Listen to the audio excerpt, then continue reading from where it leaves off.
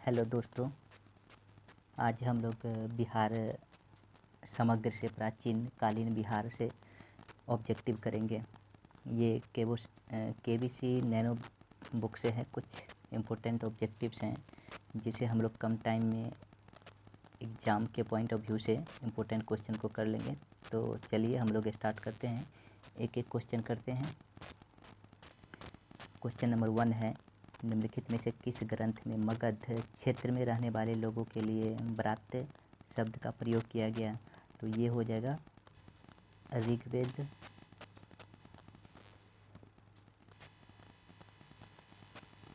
बिहार क्षेत्र की चर्चा सर्वप्रथम किस साहित्यिक रचना में मिलती है? शतपथ ब्राह्मण में। बिहार में नवपाषाण कालीन संस्कृति के महत्वपूर्ण स्थल निम्नलिखित में से कौन से हैं? ये आपको चिरांद हो जाएगा। कार्बन डेटिंग से चिरांद संस्कृति को माना जाता है।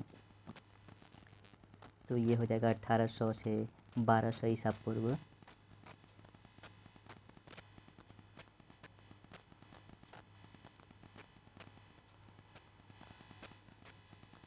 क्वेश्चन नंबर 5 है, निम्नलिखित में से कौन सा महाजनपद बिहार में नहीं था? तो आप अंग, बज्जी और मगध तो बिहार में था, लेकिन वत्स बिहार में नहीं था। तो इसका आंसर हो जाएगा वत्स। विधेय राज्य का उल्लेख सबसे पहले किस ग्रंथ में किया गया था? तो यजुर्वेद में। बुद्ध के जन्म से पूर्व 6ठी शताब्दी ईसा पूर्व में भारतवर्ष 16 महाजनपदों में बंटा था। इसका उल्लेख किस ग्रंथ से प्राप्त होता है? ये आपको अगुंतर निकाय से।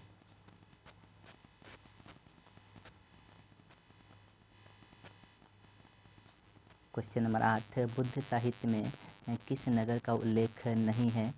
तो लखनऊ का उल्लेख नहीं है बौद्ध साहित्य में। बिंबिसार, अजातशत्रु, उदयन आदि राजाओं का संबंध किस वंश से था? इन सभी का संबंध आपको हर्यक वंश से था। प्रसिद्ध चिकित्सक चरक किसके समकालीन थे? बिंबिसार के। मगध साम्राज्य के प्रारंभिक राजधानी कहाँ थी? मगध साम्राज्य की प्रारंभिक राजधानी, प्रथम राजधानी राजगृह या राजगीर थी। निम्नलिखित में से किसके शासनकाल में भारत पर सिकंदर का आक्रमण हुआ था? घनानंद के शासनकाल में भारत पर सिकंदर ने आक्रमण किया था।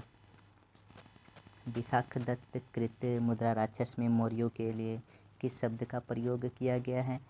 तो इसमें आपको हो जाएगा ब्रिसल। निम्नलिखित में से किस राजा ने श्रवणबेलगोला में स्थित चंद्रगिरी पहाड़ी पर अपना शरीर त्याग किया था? ये हो जाएगा चंद्रगुप्त मौर्य। मौर्य सम्राट बिंदुसार किस संप्रदाय का अनुयायी था? मौर्य सम्राट बिंदुसार आपको आजीवक संप्रदाय का अनुयायी था।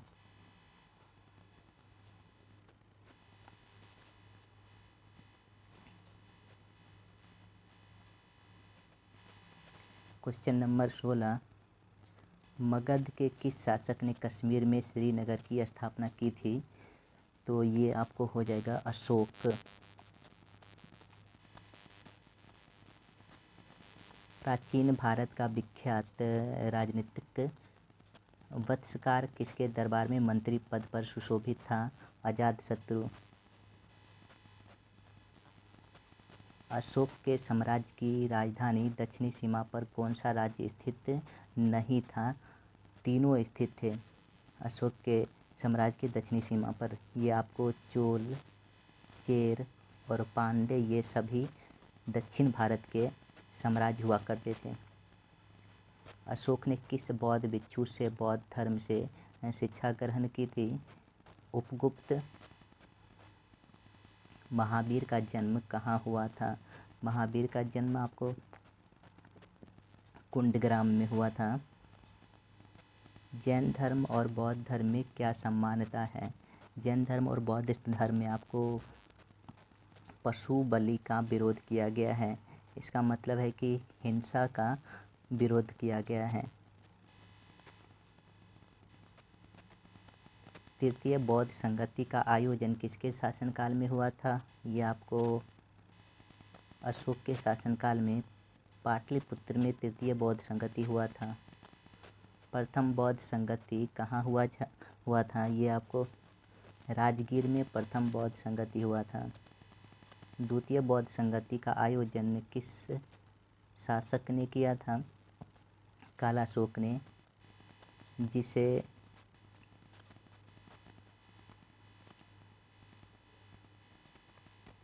क्वेश्चन नंबर 25, मगध साम्राज्य के उत्कर्ष का प्रारंभ किसके अधीन हुआ था?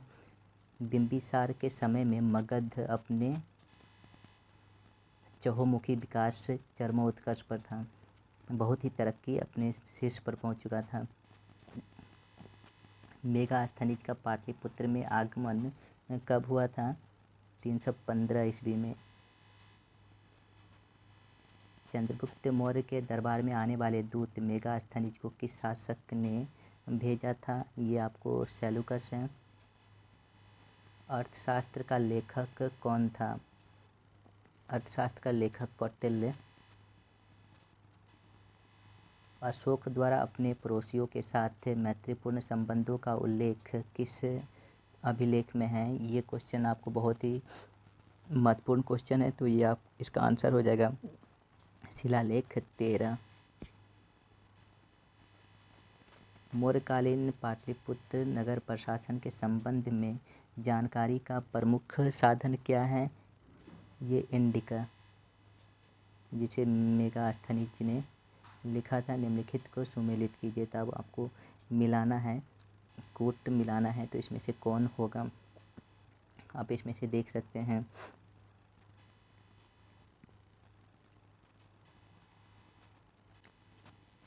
तो आप यहाँ पे देख सकते हैं मौर्य वंश का संस्थापक चंद्रगुप्त मौर्य हो जाएगा। नंद वंश का संस्थापक आपको ये महापद्म नंद हो जाएगा। नंद वंश का अंतिम शासक आपको घनानंद हो जाएगा। और मौर्य वंश का अंतिम शासक बृहद्रथ हो जाएगा। तो इसका आंसर, इसका कूट आपको यहाँ पर दिया गया है। तो ये आपको हो जाएगा बी।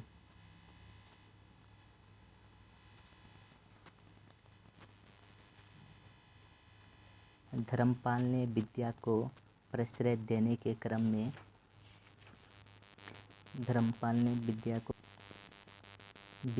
प्रश्रय देने के क्रम में किस विश्वविद्यालय की स्थापना की? विक्रमशिला विश्वविद्यालय की स्थापना किया था। बिहार निम्नलिखित में से किस महापुरुष का जन्मस्थली नहीं है? तो गुरु गोविंद सिंह सिख के 10वें गुरु, जिनका जन्म पाटलिपुत्र में हुआ था, ये है सही है। गौतम बुद्ध भी हैं, और ये महावीर स्वामी और आर्यभट्ट भी बिहार में पैदा हुए थे। ये आपको इसका आंसर गौतम बुद्ध होगा। गौतम बुद्ध आपको लुम्बिनी में पैदा हुए थे, लुम्बिनी में, नेपाल की तराई में। तो इसका आंसर हो जाएगा बी। बिहार का निम्नलिखित में से किससे उद्धृत किया माना जाता है? बौद्ध विहारों की बहुलता का क्षेत्र। गौतम बुद्ध को कहाँ कौंडिन्य और 5 ब्राह्मण मिले थे? उरुवेला में। राजगृह में आयोजित प्रथम बौद्ध संगति में कौन से कार्य हुआ था? तो इसमें आप देख सकते हैं क्वेश्चन नंबर 36 में बुद्ध की शिक्षाओं का संकलन सूत पिटक और विनय पिटक में हुआ था। सर्वप्रथम मगध के किस शासक ने गिरिव्रज राजगृह के अतिरिक्त वैशाली को भी अपनी राजधानी बनाया था? शिशुनाग।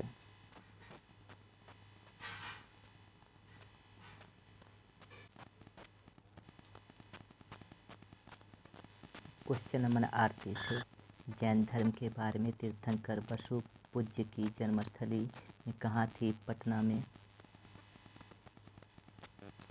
बौद्ध धर्म के संस्थापक गौतम बुद्ध ने गृह त्याग के उपरांत सर्वप्रथम गए थे वैशाली के समीप अलार कलाम आश्रम में, जो इनका गौतम बुद्ध का प्रथम गुरु थे।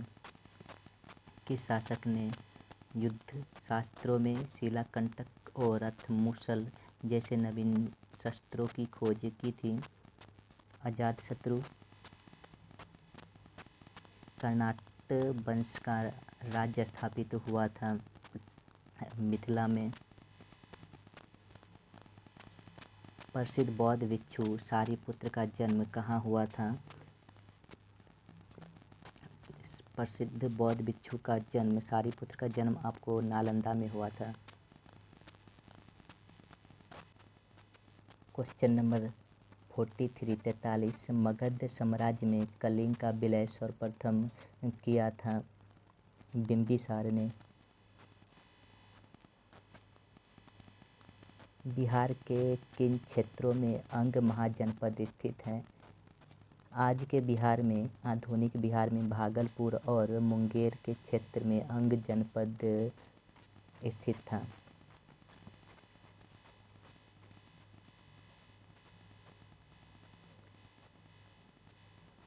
क्वेश्चन नंबर 45 किस संहिता में पाटलिपुत्र पर यूनानियों के आक्रमण का उल्लेख है? गार्गी संहिता में।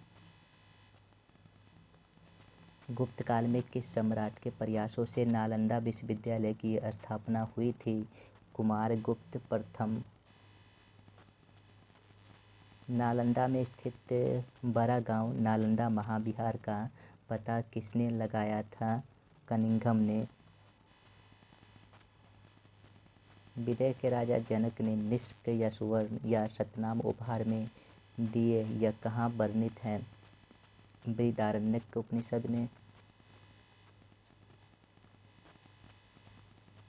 अपसर्ड गया से एक मंदिर का भग्नावशेष प्राप्त हुआ है। इसके दीवारों पर कथा दृश्य अंकित हैं रामायण के। हर्यक वंश के उपरांत मगध पर किस वंश की सत्ता स्थापित हुई थी? शिशुनाग वंश। और महाभारत तथा पुराणों के अनुसार मगध का सर्वप्रथम राजवंश था। मगध का सर्वप्रथम राजवंश था महाभारत और पुराणों के अनुसार बृहदत्त।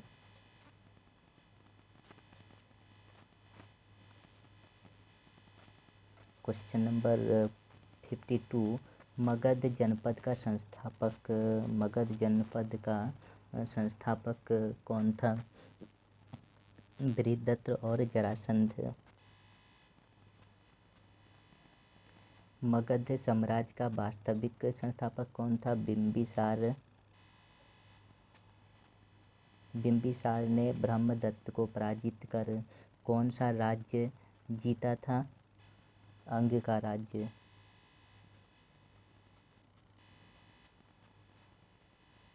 बिहार संघ के लिच्छवियों को पराजित करने वाला मगध का शासक कौन था? अजातशत्रु। पाटलिपुत्र नगर की स्थापना किस शासक ने किया था? उदयन ने। उदयन को उदयभद्र भी बोला जाता है। किससे मुक्ति दिलाने के कारण चंद्रगुप्त मौर्य को भारत का नेपोलियन बोला जाता है? यूनानियों से। चंद्रगुप्त मौर्य के उपरांत मौर्य साम्राज्य का शासक बना बिंदुसार। अशोक का धम्म था नैतिक आचार संहिता।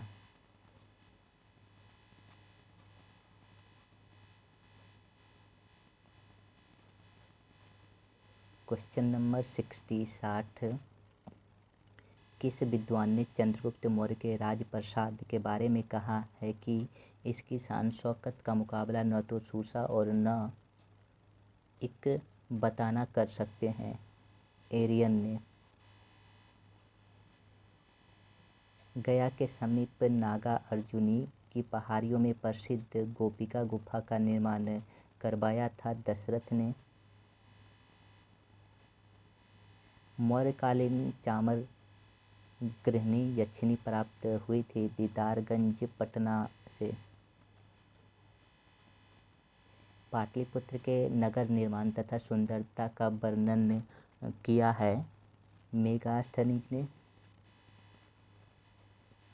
किसके शासनकाल में मिस्र के राजा फिलाडेल्फस टॉलमी द्वितीय ने डायोनिसियस नामक राजदूत को पाटलिपुत्र भेजा था?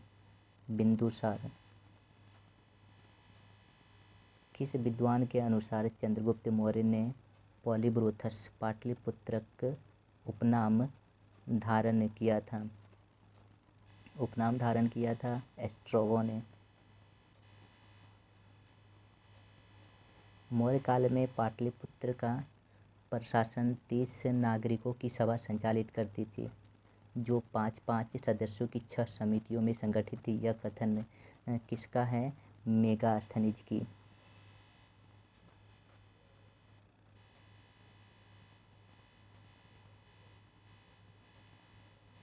क्वेश्चन नंबर 67 किस शुंग शासक ने पाटलिपुत्र में स्थित कुक्कुटराम विहार को 3 बार नष्ट करवाने का प्रयत्न किया था? पुष्यमित्र शुंग। कण्व वंश का संस्थापक कौन था? वसुदेव। कनिष्क ने पाटलिपुत्र के किस बौद्ध विद्वान को अपने दरबार में प्रश्रय दिया था? अश्वघोष। मगध पर शासन करवाने वाले राजवंश का सही क्रम कौन है? मगध पर शासन करने वाले राजवंश का सही क्रम इसमें से देखना है क्या क्या है। तो मगध पर पहल शुरुआत किया था हर्यक ने, तो ए और डी कैंसिल हो जाएगा। अब हमें देखना है बी और सी। तो आप यहाँ पर देख सकते हैं हर्यक के बाद शिशुनाग था, शिशुनाग के बाद नंद मौर्य और शुंग कण्व अंतिम शासक था मगध शासन का।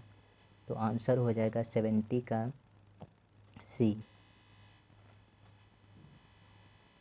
कलिंग नरेश खारवेल ने कहाँ से कीमती उपहार प्राप्त किया था?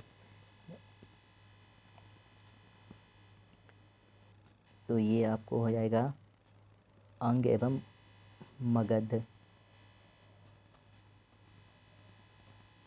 गार्गी संगीता में पाटलिपुत्र पर यवनों के आक्रमण का उल्लेख है। यह आक्रमण किसके शासनकाल में हुआ था? ये आक्रमण आपको पुष्यमित्र शुंग के शासनकाल में हुआ था।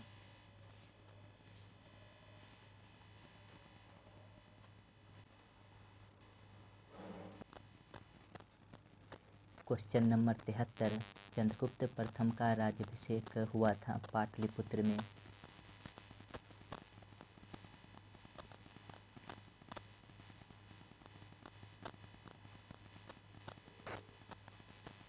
क्वेश्चन नंबर 74 किस शासक ने स्वयं को लिच्छवी दोहित्र कहा? समुद्रगुप्त। मगध के किस शासक को काली का अंश, परशुराम अवतार, क्षत्रियों का नाशक, सर्व क्षत्रांतक, एक छत्र और एक राट कहा गया? महापद्म नंद को।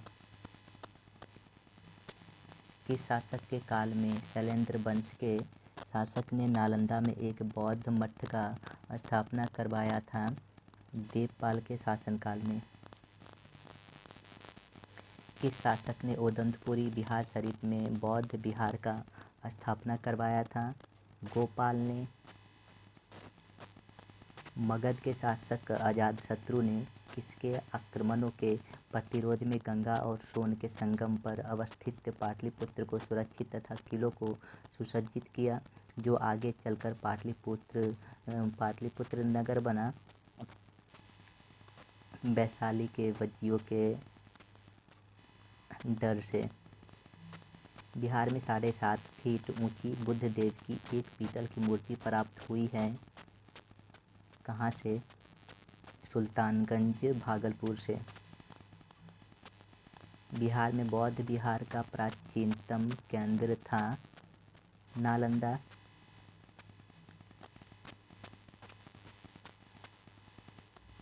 क्वेश्चन नंबर 81 किसने यह वर्णन किया है कि मध्य भारत के सभी देशों में मगध देश में सर्वाधिक नगर थे। धनपतियों ने यहाँ चिकित्सालय बनवाए थे जहाँ रोगियों को मुफ्त भोजन तथा दवाएं दी जाती थी। फाहियान ने इसका वर्णन किया है। हर्षवर्धन के मृत्यु उपरांत बिहार के कुछ क्षेत्रों में कुछ समय के लिए तिब्बत की संप्रभुता स्थापित हो गई थी, जिसका अंत किया था आदित्य सेन ने।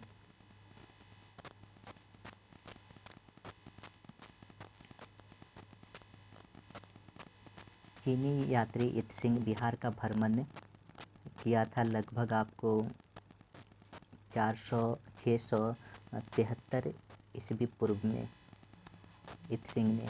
हर्षवर्धन के समय में बिहार राज्य में कौन सा विश्वविद्यालय प्रसिद्ध था? नालंदा विश्वविद्यालय।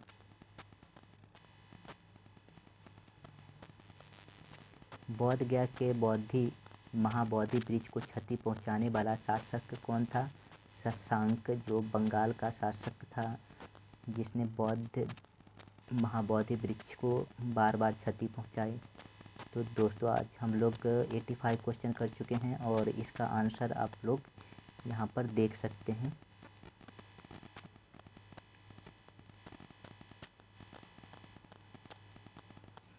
ये आप लोग का आंसर है। आंसर से आप लोग मैच कर सकते हैं और कोई सजेशंस हैं तो आप सजेशंस भी दे सकते हैं। समय कम है इसलिए फोकस करिए, मैक्सिमम टाइम पढ़ाई पे दीजिए। थैंक यू दोस्तों।